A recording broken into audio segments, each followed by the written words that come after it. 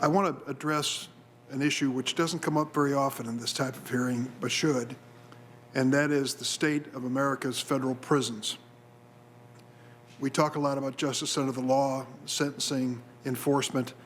We know the outcome in many, many cases is that a person is incarcerated for sometimes a very lengthy period of time.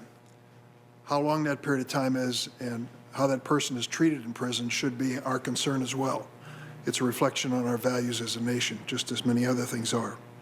So the first thing I would say is that I made a serious mistake, along with many others, including the current president, in supporting a bill more than 25 years ago, which established a standard for sentencing crack cocaine 100 to 1 compared to powder cocaine. The net result of it was a failure of policy. It did not reduce addiction. It did not raise the price of crack cocaine. Just the opposite occurred. We ended up arresting thousands of Americans and sentencing them to lengthy sentences, primarily African Americans. And so I introduced a bill several years ago, the Fair Sentencing Act, which was signed into law by President Obama. And then I worked with Senator Grassley, Senator Lee, who's here today, as well as Senator Booker and others, to pass the First Step Act. The idea was to reconcile some of the injustice in our sentencing under that earlier law. President Trump, much to our surprise, signed it into law and even spoke positively about it at the State of the Union.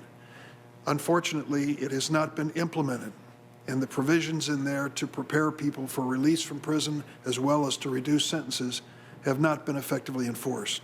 So point number one, I hope you will put that on your agenda because I'll be back in touch with you to ask. Second point, the United States has 5% of the population of the world and 20% of the COVID infections and deaths. It's a terrible commentary on our failure to deal with this public health crisis. But to make matters even worse, the infection rate in federal prison populations is 4 times what it is in the surrounding community, and more than 230 federal prisoners have died. We need to have a sensible and humane response to compassionate release in this time of pandemic. Senator Grassley and I have introduced legislation along those lines, and I'm going to ask you to look at that carefully as well. And the third is, last item that I'll bring up for your response, was an article written several years ago in the New Yorker magazine, and I think I may have mentioned this to you, by Dr. Atul Gawande, who is a surgeon in the Boston metropolitan area, a prolific writer and a very insightful man. And he wrote an article about the impact of solitary confinement on the human mind, and went further to talk about how people in a perilous situation can be reduced to an inhuman level just by isolation, 23 hours a day sitting in the cell by yourself. It just has that impact. And I looked into it to see what was happening at the federal level. I'm happy to report to you that things are marginally better, but only marginally. I think that isolation is cruel and unusual, and has to be used in some circumstances for an extremely dangerous inmate, but unfortunately is used in too many circumstances now. Many states are way ahead of the federal prison system in looking at this issue. I only have a minute left, and it's all yours to react.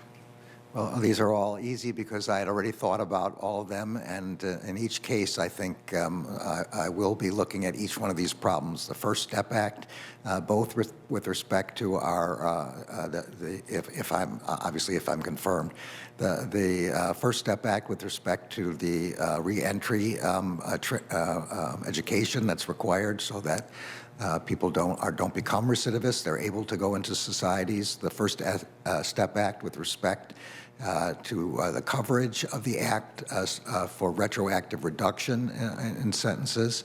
I also, over the years, maybe like you, I've learned more and more about the crack powder distinction and how, by reading the Sentencing Commission reports, about how there seems to be little, if any, support for making that. So I now am of the view that there is no reason, so I'm very interested in reform in that area. I've read but don't know a lot about the solitary confinement issue, but I can't imagine that.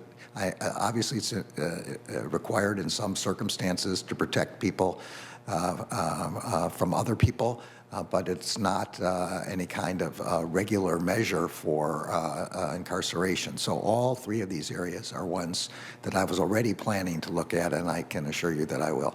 Thanks, Judge.